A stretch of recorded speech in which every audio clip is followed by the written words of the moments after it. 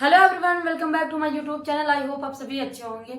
आप सभी को मैं फर्स्ट यूनिट नेट जेआरएफ का फर्स्ट पेपर का मैं कंप्लीट करवा रही हूँ। उसके कुछ टॉपिक शेष बचे हुए थे, उसमें से आपका ये टॉपिक है शिक्षण के सिद्धांत, जो कि मोस्ट इंपॉर्टेंट है नेट जेआरएफ की दृष्टि से। सिर्फ मैं आपको यही बोलती हूँ, बार बार मैं आपसे यही कहती हूँ कि आप उस लेवल का उस तरह से पढ़िए, जो भी पढ़िए नेट जेआरएफ के लेवल को देख के पढ़िए। आप कहीं से भी पढ़ते हो, कुछ भी पढ़ते हैं, कोई भी टॉपिक्स लेते हैं, लेकिन उस लेवल से पढ़िए कि आपको जो भी क्वेश्चन पूछा जाता है, जितना भी मैटर है, वो लेवल होना चाहिए, किस लेवल से आपको पढ़ना है। ठीक है, आप ग्रेजुएशन की बुक से पढ़िए, चाहे एमए की बुक से पढ़िए, किसी तरह भी नॉलेज लीजिए, बट आप ऐसे आपको तैयारी करनी, प्रिपरेशन करना है। उसी में देखिए कुछ लोग जो सक्सेस होते हैं, उनके कुछ पॉइंट्स हैं जो मैं आपको मैं एक वीडियो बनाऊंगी, उसमें बताऊंगी किस लेवल से वो पढ़ते हैं। जो 2% और 6% रिजल्ट जाता है, उसमें कौन से बच्चे होते हैं। ओके, तो अपने सेशन को स्टार्ट करते हैं। आपका है शिक्षण का सिद्धांत, जो कि मोस्ट इंपॉर्टेंट। इसमें कैसे क्वेश्चन पूछे जाते हैं, मैं आपको उस क्वेश्चन का लेवल और जितनी भी मेरी क्वेश्चन की वीडियो रहेंगी आप वो जरूर देखिएगा। वो सारी मोस्ट इंपॉर्टेंट वीडियो रहती है। थ्योरेटिकल पोर्शन तो ठीक है, लेकिन जो भी क्वेश्चन आपको क्वालिफाई करना, पास करना, अच्छे मार्क्स लाना है, तो वो वीडियो जरूर देखिएगा। वीडियो देखने के लिए पहले आपको चैनल को सब्सक्राइब कर और वीडियो को लाइक जरूर करिएगा। स्टार्ट करते हैं अपने सेशन को। प्रेरणा का सिद्धांत है, यह सामान्य सिद्धांत है शिक्षण के, और ये है मनोवैज्ञानिक सिद्धांत। ओके, तो सामान्य सिद्धांत के अंतर्गत क्या आता है, प्रेरणा का सिद्धांत है। अगर देखिए हम किसी बच्चे को मोटिवेट करते हैं, पढ़ने के लिए प्रोत्साहित करते हैं और उसमें देते हैं पुरस्कार, तो देखिए कितनी जल्दी उसका पढ़ने में मन लगता है। उसको क्लास में बैठे उस बच्चे की वाहवाही कर देते हैं। अगर कोई चीज वो बता लेता है तो उससे क्लैपिंग करवाते हैं, तो बच्चे का यही रहता है कि हाँ, अब मैंने कुछ अच्छा किया है, तो मुझे इतना प्रोत्साहन मिला, तो मुझे और भी अच्छा करना चाहिए। इसलिए उसका पढ़ने में, शिक्षण में उसका मन लगता है, टीचिंग लर्निंग करने में उसका मन लगता है। तो टीचर को ऐसी एक्टिविटीज अपनानी चाहिए। गतिविधि का सिद्धांत, आपको एक्टिविटीज करा के करके सीखना, इसको बोल सकते हैं। क्लासेस में जो पहले पढ़ाते थे, किंडरगार्टन जो भी पढ़ाते थे, उन्होंने क्या बताया था, आपको बच्चे को करके सिखाना पड़ेगा। करके सिखाने का मतलब होता है कि देखिए, अगर आप अपने स्वयं में सीखते हैं, स्वयं करके सीखते हैं, तो आपको कितना जल्दी आता है। साइकिल अगर आपको सीखना, तो आप कैसे सीखेंगे, आप खुद ही चलाना सीखेंगे। पहले पैडल मारेंगे, फिर आप पकड़ेंगे सही से हैंडल, आप फिर गिरेंगे, लेकिन आप कुछ गिर के कुछ चीजें होंगी, कुछ चोटें लगेंगी, लेकिन आप स्वयं सीख जाएंगे। इसमें कोई दूसरा चाहे जितना बताए, लेकिन आप जब तक स्वयं नहीं करेंगे तब तक आपको नहीं आएगी साइकिल चलाना। तो ये हो गया आपका गतिविधि का सिद्धांत। और रुचि का सिद्धांत क्या है, तो आपको टीचर को देखना होता है रुचि में कि उसको किस चीज में इंटरेस्ट है, कैसे उसको पढ़ाए, कैसे उसको रुचिकर बनाया जाए। ठीक है, बिना इंटरेस्ट के, बिना रुचि के आप थोड़ी देर पढ़ सकते हैं, इससे ज्यादा देर आप नहीं पढ़ सकते, चाहे जितना इंपॉर्टेंट चीज क्यों ना हो। उसके बाद जीवन के साथ जोड़ने का सिद्धांत, ऐसा पढ़ाया जाए, कोई भी पार्ट हो, कोई भी चीज हो, अगर वो कोरिलेट करके पढ़ाना, अपनी चीजों को किसी व्यवहारिक जीवन में उसको जोड़ के पढ़ाना। हम पढ़ाते हैं, इसका क्या हमारे लाइफ में क्या इसका इंपॉर्टेंस है, उससे संबंधित होकर उसको पढ़ाना। आपका निश्चित उद्देश्य का सिद्धांत, अगर हम कुछ भी पढ़ते हैं, कुछ भी हम करते हैं, कोई भी डिप्लोमा लेते हैं, कुछ भी करते हैं, तो हमारा एक जीवन का उद्देश्य होता है। उसी उद्देश्य को लेकर हम पढ़ते हैं। आज हम पढ़ रहे हैं, ये वीडियो जो भी देख रहा है वो पढ़ रहा होगा, एक पर्पस होगा कि उसका नेट और जेआरएफ क्लियर करना है। तो शिक्षण का सिद्धांत का मतलब है कि एक उद्देश्य उसका निश्चित रहता है कि हमें ये काम करना है, इस पर्पज से मुझे पढ़ना है। व्यक्तिगत मतभेदों को पहचानने का सिद्धांत, व्यक्तिगत मतभेद क्या है, आप में कुछ भिन्नता है, हमारे में कुछ भिन्नता है, आप जल्दी सीखते हो, हम थोड़ा देर में सीखते हैं। ठीक है, सबका माइंड एक जैसा नहीं होता। टीचर्स को ऐसा करना चाहिए, उस लेवल से पढ़ाना चाहिए कि दोनों बच्चों को समझ में आना चाहिए।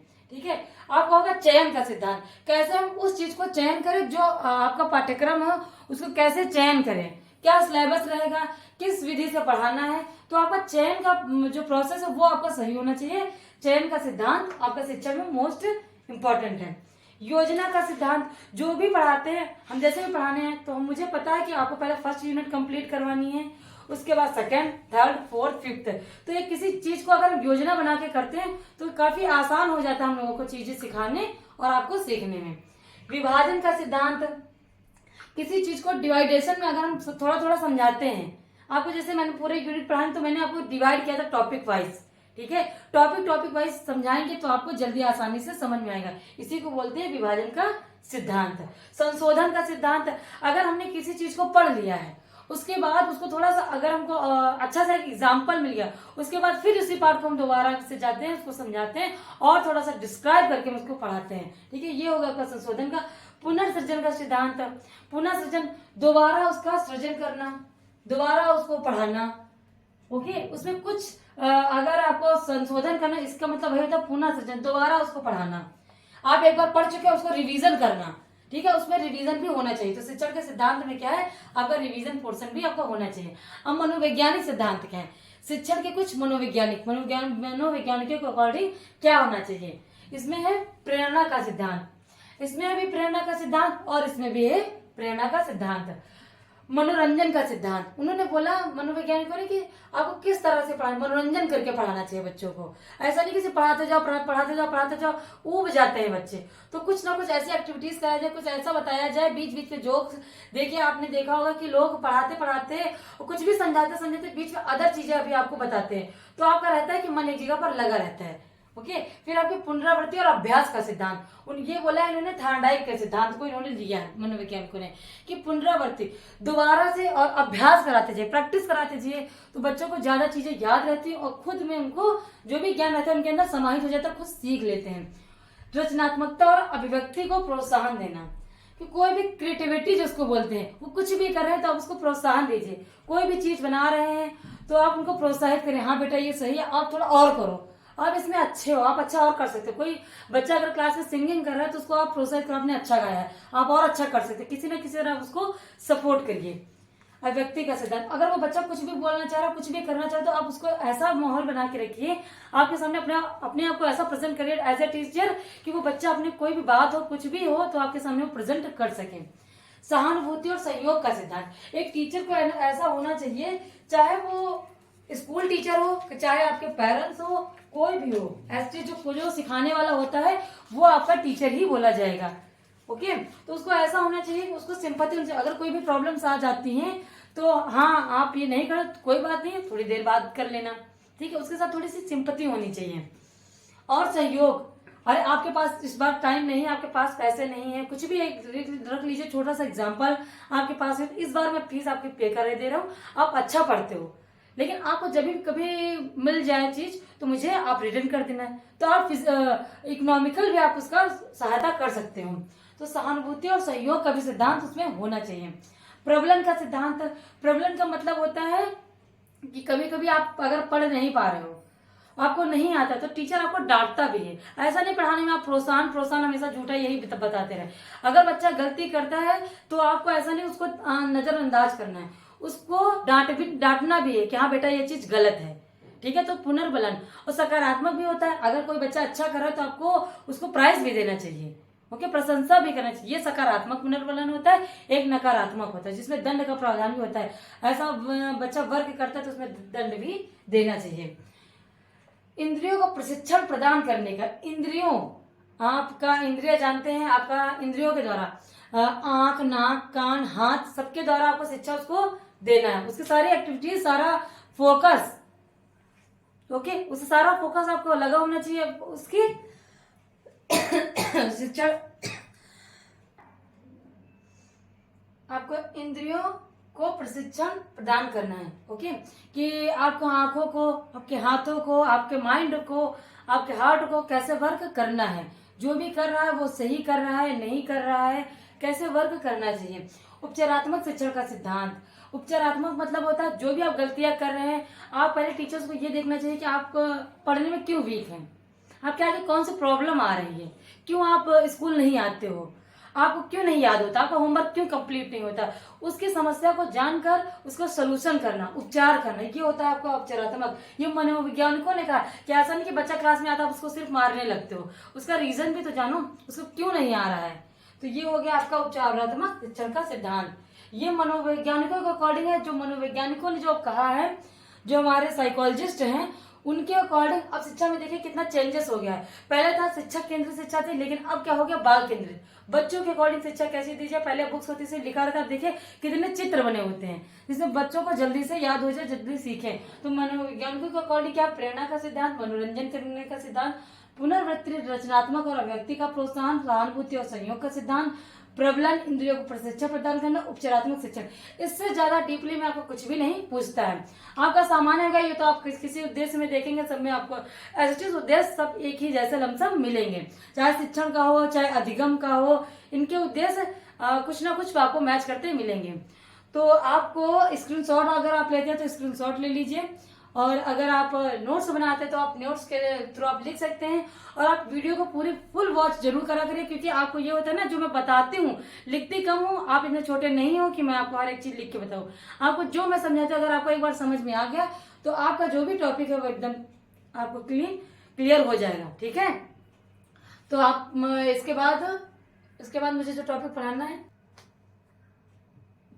शिक्षण को प्रभावित करने वाले कारक क्या हैं। शिक्षण हमारा कैसे प्रभावित हो जाता है, कभी कभी टीचिंग रुक जाती है, तो ऐसे कौन से कारण है जिनकी वजह से इसमें रुकावटें आ जाती हैं। पहला कारक है आपका शिक्षक की शैक्षणिक योग्यता। अब देखिए, आपको पढ़ाना है तो हमारे अंदर क्या एलिजिबिलिटी है, क्या योग्यता जो मैं आपको पढ़ा सकूं। ऐसा है कि हाई लेवल का मतलब आप टीचिंग करना है, आप पढ़ना चाहते हैं, लेकिन टीचर आपको इंटर ही पास है, तो उसको भी इतना आना चाहिए जो आपको पढ़ा सके। ठीक है, शिक्षक की शैक्षणिक योग्यता भी होनी चाहिए, उसके अंदर वो क्वालिटी, वो एजुकेशन क्वालिफिकेशन होना चाहिए जो स्टूडेंट को पढ़ा सके।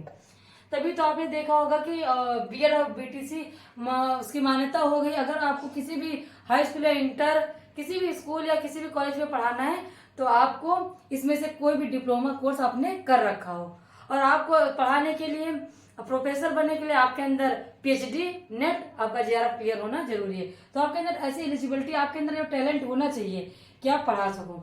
शिक्षण कौशल, उसको सारे शिक्षण स्किल पता होने चाहिए कि कैसे स्टूडेंट को पढ़ाना है, किस टाइप से पढ़ाना है, उसके अंदर सारे कौशलों का निर्माण होना चाहिए। खेल खेल के पढ़ाना है बच्चों को, उसको मनोरंजन पढ़ा के बच्चों को पढ़ाना है, ये सारी चीजें उसके अंदर होनी चाहिए। शिक्षक का अनुभव, अगर हम किसी भी स्कूल में इंटरव्यू लेने जाते हैं पढ़ाने के पर्पज से, तो पहले पूछते हैं आपको एक्सपीरियंस क्या है, एक्सपीरियंस का क्या रोल है। तो पहले आपको देखते हैं, वो जज करते हैं कि आपके अंदर है वो टैलेंट, आपको बच्चों को कैसे पढ़ाएं, क्योंकि खुद के पढ़ने में और पढ़ाने में काफी अंतर होता है। आपके अंदर वो नॉलेज है, लेकिन आप दूसरों को समझा पाएंगे। टीचिंग का अर्थ यही है कि आप दूसरों को समझा पाते तो आप बेस्ट टीचर है, नहीं समझा पाते तो आपके अंदर जितना ज्ञान हो आप बेस्ट टीचर नहीं हो सकते। तो शिक्षक का अनुभव, एक्सपीरियंस भी होना चाहिए। वो पढ़ा रहा है तो उसके हैबिट में होगा, वो पढ़ा लेगा। कक्षा का वातावरण, उसमें देखिए कि कक्षा का कैसा वातावरण, अनुशासन वाला है वातावरण, टीचर कैसे उसके अंदर एडजस्ट करते हैं, बच्चों को कैसे, ये नहीं कि शोरगुल मचा रहा हो क्लास में, सब शैतानी कर रहे हो, कोई भी इंटरेस्ट न जता रहा हो, तो कैसा वातावरण उसने बना के रखा है। आर्थिक कारक, शिक्षण का हो चाहे हमारा लर्निंग का हो, दोनों के लिए आर्थिक कारक इंपॉर्टेंट है। क्योंकि देखिए, टीचर के अगर फाइनेंशियल प्रॉब्लम है तो भी वो सही से उसका माइंड वर्क नहीं करता, कुछ वो काम सही से नहीं करता। अगर उसको फीस भी, उसको पेमेंट भी कम मिल रही तब भी उसका कुछ ना कुछ प्रॉब्लम्स रहता है। स्टूडेंट के अंदर भी रहता है। कभी कभी देखिए कितने भी, अभी भी कितने लोग हैं जिनके अंदर इकोनॉमिकल प्रॉब्लम है, वो स्कूल नहीं जा पा रहे हैं। ठीक है, तो हमारी इकोनॉमिकल और फाइनेंशियल जो प्रॉब्लम है वो भी एक कारक है शिक्षण को प्रभावित करने के लिए। शिक्षण संस्थानों की प्रशासनिक नीतियां, हमारे जो शिक्षण संस्थान हैं तो वो कैसे पढ़ाते हैं, क्या उनकी नीतियां हैं। ओके, वो क्या क्या करते हैं, कैसे पढ़ा रहे हैं, क्या चीजें कर रहे हैं, तो वो भी अपना अपना अलग लेके चलते हैं। देखिए, टीचर होता है और जो हमारे प्रबंधक साहब होते हैं, जो भी कॉलेज के कोई भी है, तो उनके अंदर एक अच्छा तालमेल होना चाहिए, तभी अच्छे से टीचिंग हो पाएगी। ये नहीं कि आपसे कोई लड़ाई झगड़ा और आप उसमें पढ़ा रहे हैं, फ्रंट होके आप पढ़ा रहे हैं, तो ऐसा ये भी नहीं हो सकता। ठीक है, उन दोनों का तालमेल भी अच्छा होना चाहिए टीचिंग में। शिक्षण संस्थानों की प्रशासनिक नीति, वो कुछ और कहते हैं कि आपको साल भर में इतना वर्क कंप्लीट कराना है, बच्चों को आए चाहे ना आए। अब आपके अंदर है कि आपके अंदर एक जज्बा है कि बच्चों को पढ़ना आना चाहिए, वर्क कंप्लीट भले देर में, लेकिन बच्चों को आपका आना चाहिए, तो उसकी भी कुछ नीतियां हैं। तो आपको इन सबको फॉलो करना भी है और अपने आप को उसमें एडजस्ट भी करना है। विषय वस्तु, शिक्षण की विषय वस्तु कैसी होनी चाहिए, क्या विषय वस्तु होनी चाहिए, कैसे बच्चों को पढ़ाना है। ठीक है, आपको ये भी देखना है कि आपको इसमें आता है कि जब भी कोई शिक्षक ऐसे विषयों को पढ़ाता है जिसमें उसे विशेषज्ञता प्राप्त नहीं है, तो वह अपने शिक्षण से छात्रों को उतना प्रभावित नहीं कर सकते। लेकिन वह शिक्षक यदि अपने विशेषता प्राप्त विषय को पढ़ाता है तो उसे विद्यार्थियों को अच्छे ढंग से पढ़ा पाता है। तो विषय वस्तु, अगर मैं एजुकेशन की टीचर हूँ तो सिर्फ मैं एजुकेशन को ज्यादा अच्छे से पढ़ा सकती हूँ। ठीक है, आप मुझे कह दीजिए आप मैथ पढ़ा लो, तो मैथ मैं इतने अच्छे से नहीं। आपका लास्ट है, समाज और माता पिता शिक्षण को कैसे प्रभावित करते हैं। तो समाज रहता है कि हम ना पढ़ने जाएं, हम ना पढ़ें। पेरेंट्स भी कभी कभी हम पे दबाव बना लेते हैं कि नहीं पढ़ाना है और आपको पढ़ने नहीं जाना है। कभी कभी इन चीजों की वजह से हम पीछे रह जाते हैं पढ़ने में और पढ़ाने में। हमारे अंदर टैलेंट रहता है, हमारे अंदर है, लेकिन हम कुछ चीजें सीख नहीं पाते हैं। उनके अंदर टैलेंट रहता है, काफियों के अंदर टैलेंट रहता है, वो टैलेंटेड है लेकिन वो पढ़ा नहीं पाते हैं। उनसे ये कहा जाता है, समाज वाले कहते हैं तुम पढ़ी लिखी हो, तुम कहाँ पढ़ाने जाओगी, कोई बहू है, कोई बेटी है, कोई कुछ भी है, कोई जॉब वाला है, तो तुम पढ़ा के क्या करोगे। हमारे पास वैसे भी विरासत में इतनी जमीन जायदाद है, इतना क्या पढ़ा के है, वो टैलेंटेड, वो समाज को कुछ देना चाहते हैं लेकिन वही उन चीजों को रोक लेते हैं। माता पिता रहते हैं, उनको डर लगा रहता है, आप अकेले जाओगे पढ़ाने जाओगे तो पता नहीं क्या क्या होगा, तो ऐसे में पढ़ाना नहीं सही है। तो माता पिता समाज कहीं ना कहीं एक कारण होता है जो अच्छी टीचिंग में बाधा बन जाता है। ओके, तो शिक्षण को प्रभावित करने वाले कारक हैं, आप ये देख लीजिए। शिक्षक की शैक्षणिक योग्यताएं, शिक्षण कौशल, शिक्षक का अनुभव, कक्षा का वातावरण, आर्थिक कारक, शिक्षण संस्थानों को प्रशासनिक नीतियां, विषय वस्तु, समाज और माता पिता। ओके, आप ये सब आते हैं शिक्षण को प्रभावित करने के कारण में। आपका ये भी जैसे आ जाता है आपका खान पान, सेहत, रहन सहन, पर्यावरण, आपकी सामाजिक स्थिति, ये भी कारण है, ये छोटे छोटे कारण, लेकिन इन कारणों को इसमें कम पूछा जाता है। जो पॉइंट्स है वो मैंने जो यहाँ पे लिखे हैं वही पॉइंट्स इसमें पूछे। तो मैंने आपको इसमें आज पढ़ाया शिक्षण के सिद्धांत, शिक्षण को प्रभावित करने वाले कारक। अब इसमें रह गया सूक्ष्म शिक्षण, मोस्ट इंपॉर्टेंट है। आपका इस बार पूछा भी गया था क्वेश्चन, इसी बार पूछा गया था जून में, 13 जून को आपका एग्जाम हुआ था, 13 जून से। तो उसमें ये पूछा गया था सूक्ष्म शिक्षण के बारे में, आपका एक क्वेश्चन था कि सूक्ष्म शिक्षण के आई थिंक सिद्धांत के बारे में पूछा गया। तो मैं एक छोटा सा टॉपिक है इसमें, तो मैं अभी आपका इस नेक्स्ट वीडियो में इसको मैं कवर करवाऊंगी। Okay, thank you.